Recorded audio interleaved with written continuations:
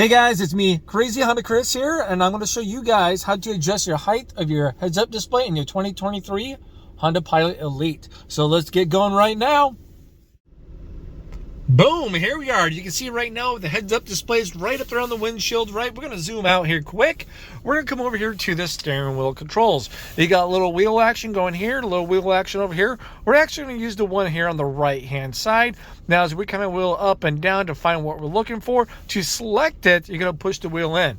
So, once you find heads-up display setting, we're going to push that wheel right in, and we're going to scroll down to height, push it in again, and then we're going to scroll up and down. So scrolling up, it goes up. If I scroll down, guess what? It goes down. It gives you these little square corners too as well.